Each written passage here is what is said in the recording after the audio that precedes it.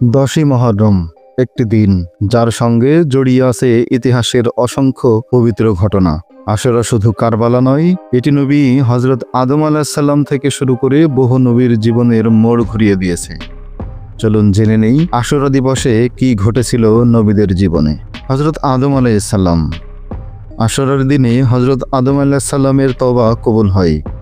জান্নাত থেকে পৃথিবীতে নামার পর অনেক বছর কান্না করার পর এদিনই আল্লাহ তাআলা তার তওবা কবুল করেন। হযরত ইদ্রিস আলাইহিস সালাম। আল্লাহ তাআলা ইদ্রিস আলাইহিস সালামকে আশুরার দিনেই আকাশে উঠিয়ে নেন। তিনি জীবিত অবস্থায় ঊর্ধ্বলোকে উঠেছেন। এটি ছিল এক বিরল সম্মান। হযরত নূহ আলাইহিস সালাম। আশুরার দিনেই তুফান থেমে গিয়েছিল এবং জুদি পর্বতে নূহ আলাইহিস সালামের কিস্তি নোঙর করেছিল। এদিনই বাঁচানো হয়েছিল মুমিনদের প্রাণ। হযরত ইব্রাহিম আলাইহিস সালাম। এদিনেই নমরুদের আগুনে নিক্ষিপ্ত হন ইব্রাহিম আলাইহিস সালাম, কিন্তু আগুন আল্লাহর আদেশে ঠান্ডা ও নিরাপদ হয়ে যায়। হযরত আইয়ুব আলাইহিস সালাম। দীর্ঘ রোগ ভোগের পর হযরত আইয়ুব আলাইহিস সালাম এদিনেই আরোগ্য লাভ করেন। আল্লাহ তার ধৈর্যের প্রতিদান দেন।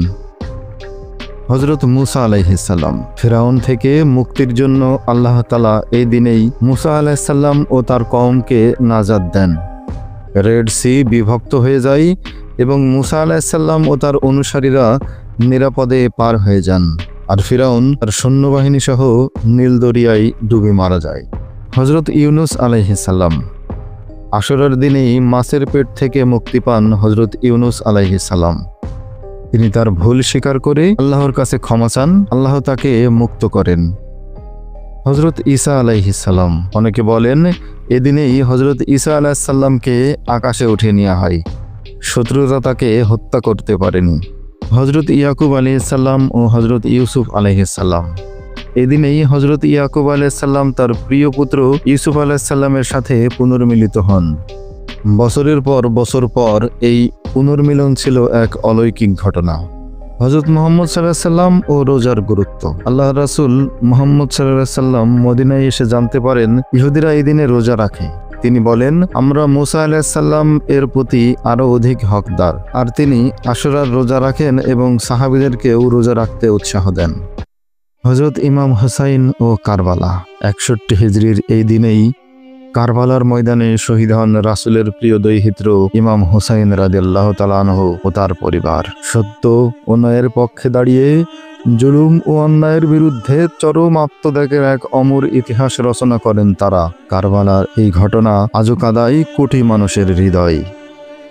আশুরা এমন একটি দিন যার প্রতিটি মুহূর্ত আমাদের শিক্ষা দেয় তওবা, ধৈর্য, ন্যায় ও আত্মত্যাগে আল্লাহর উপর নির্ভরশীলতা। এদিনের শিক্ষা আমাদের জীবনের প্রতিটি পদক্ষেপে কাজে লাগুক, এটাই আমাদের প্রার্থনা। আশুরা আমাদের শেখায় অন্যায়ের বিরুদ্ধে রুখে দাঁড়ানো, সত্যের জন্য জীবন দান করাও ঈমানের পরিচয়। হযরত হুসাইন রাদিয়াল্লাহু তাআলা আনহু বলেন, মৃত্যু তো অবশ্যম্ভাবী, তবে তা যদি হয় সম্মানের, তবে তা শিরার পানি থেকেও মিষ্টি।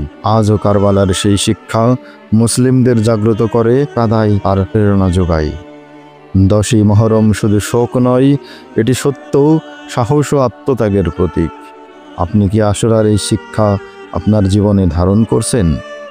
ফেইথ অ্যান্ড ফ্যাক্টস চ্যানেলের ইসলামিক ইতিহাসের এমন অনেক গুরুত্বপূর্ণ ঘটনা নিয়ে আমরা আবারও আসছি আপনাদের কাছে। ভিডিওটি ভালো লাগলে লাইক দিন, শেয়ার করুন এবং অবশ্যই চ্যানেলটি সাবস্ক্রাইব করুন।